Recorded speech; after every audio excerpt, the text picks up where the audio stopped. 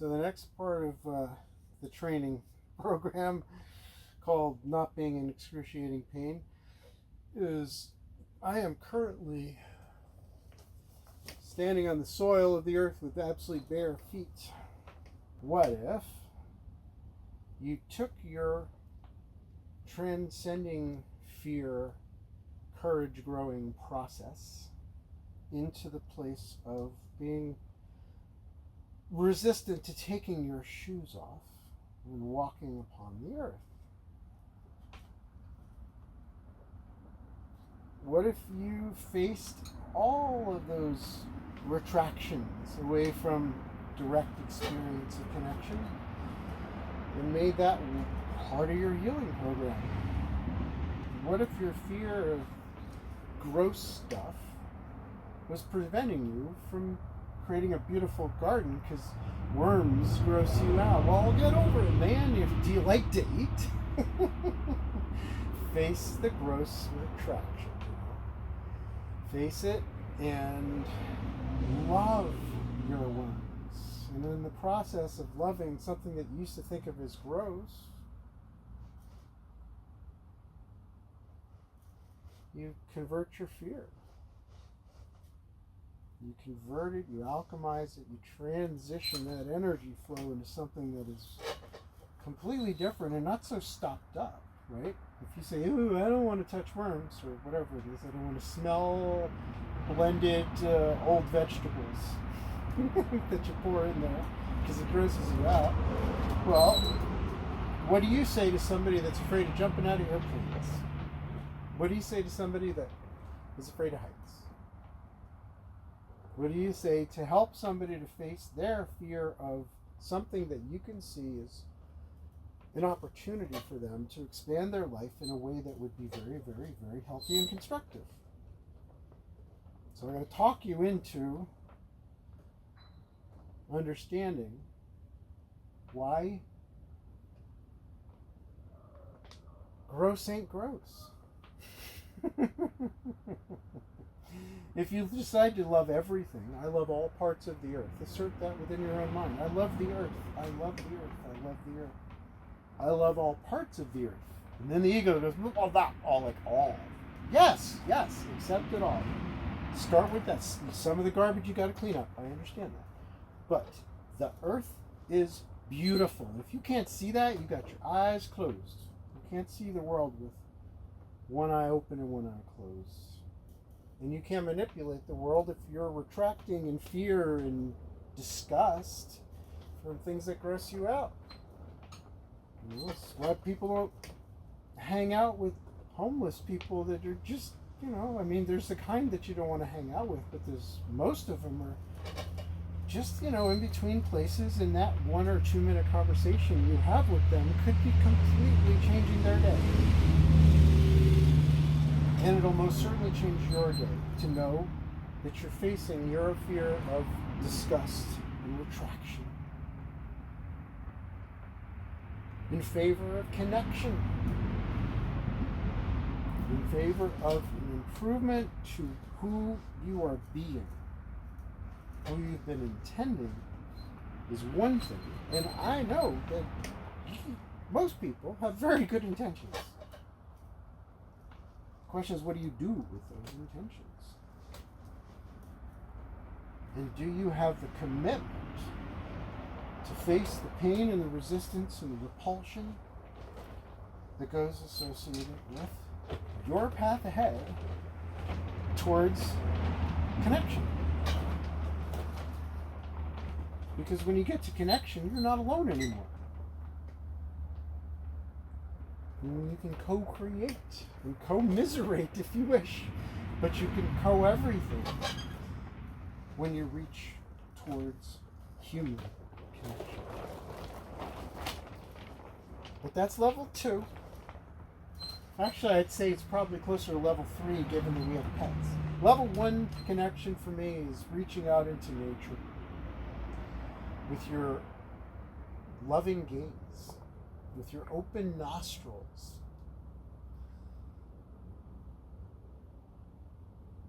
In phase 2, we start to open up towards love. of an animal who will always love us. Always be in a state of readiness, receptiveness.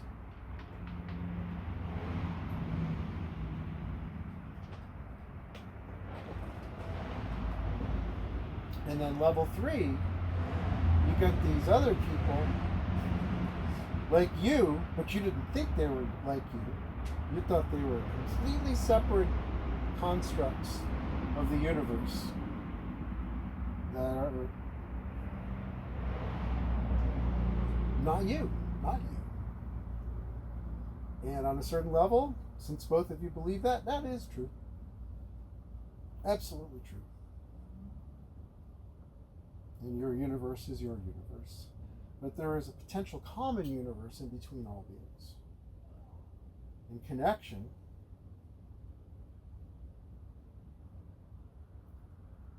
leads us where we find each other. Where we explore what is together in this magical mystery tour called life.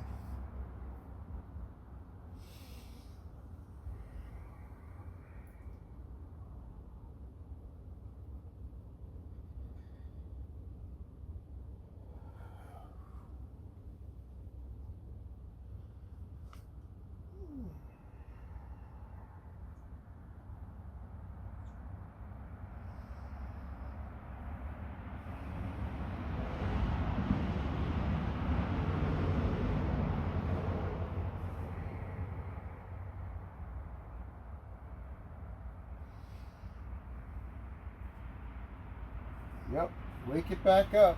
It's not easy. It's not easy. Watch this. Ready? I'm like, let's open it. I'm going to open my hands now. Ready?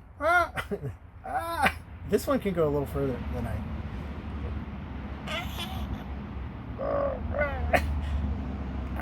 There we go. That's what fighting back's about. Yes, there's resistance.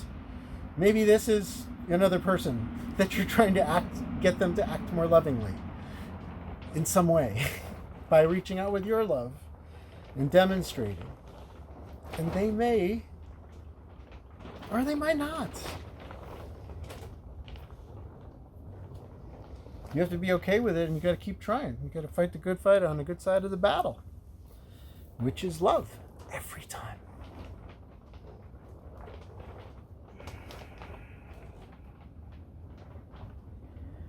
There's so much that we can learn through the process of connecting with the intention of it being a loving connection.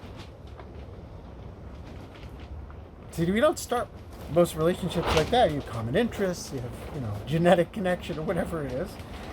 And you call that person your friend, your mate, your whatever. But what if you decide right now, the connections you have not yet made, that you're going to start on the right foot with that as the intention of kindness and reaching towards common goals that are kind.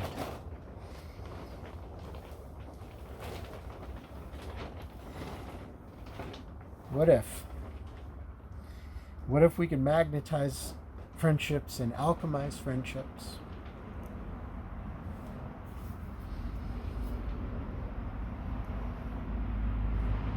What if we could use the empowered gifts that come as a result of having the wind at your back? Because you're being a good guy. Deliberately.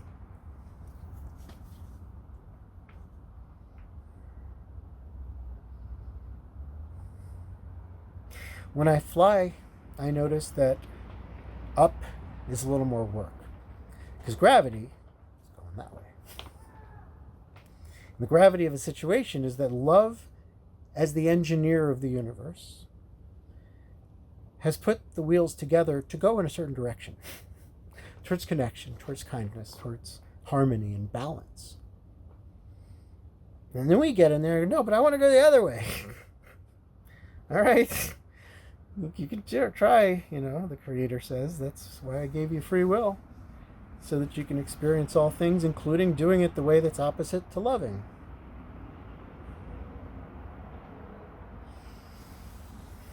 And that's where we are. That's how we got to where we are on planet Earth, is our free will has led us to focus on things and create, and focus on new things and create, so on and so forth. But our intention to create a specific experience that is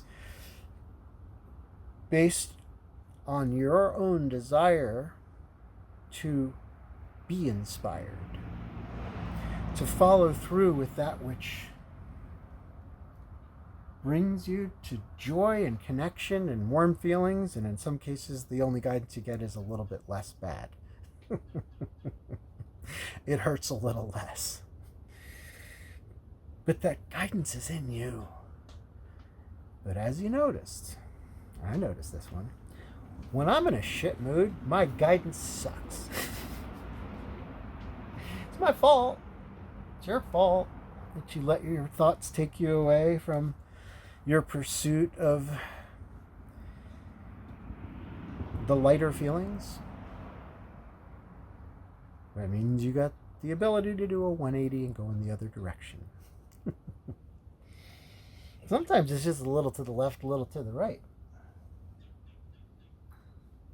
Sometimes you got to sit down on a rock and figure it out. Look at the sun, look at the clouds, look for the flowing of water in what your ears tell you. And that stopping place is the one that we need to be reminded of. Just like when your loving friends say, dude, you drinking water? Have a little water. You take care of your teammate where they look a little tired, and maybe they're potentially going to get irritable as a result. You avoid that by nurturing others. And the way that I have been trying to nurture all my others to maximize their performance is take stops within your own mind. To stop and ground and breathe.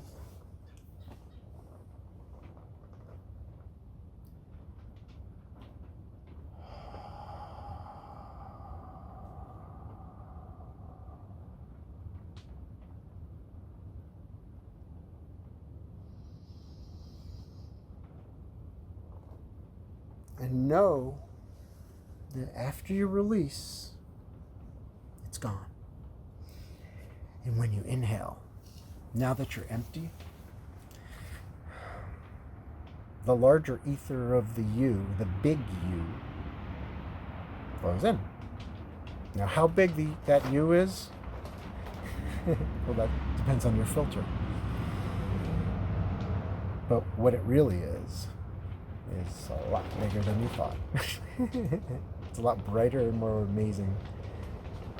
And the access to guidance and information, even connection, shows up when we get used to clearing our minds, and we do it on a regular basis. I meditated once. Okay, good luck with that. You got to keep doing it, but it doesn't have to be spending 10 years of your life in an ashram. It has to be every day of your life.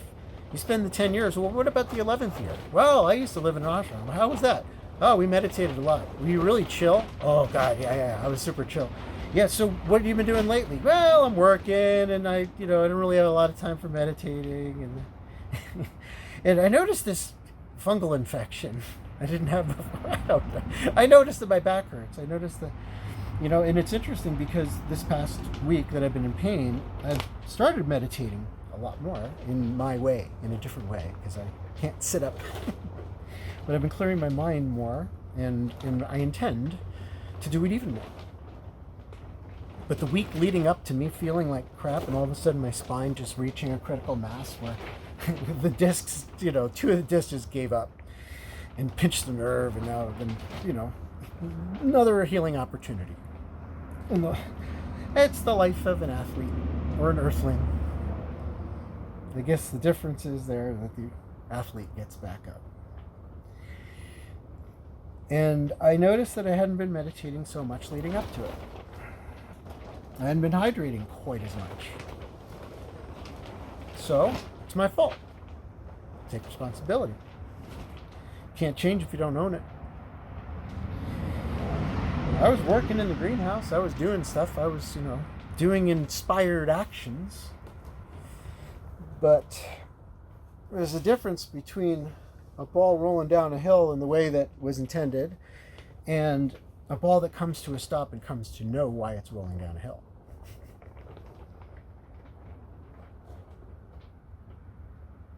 So with that, I will go sit.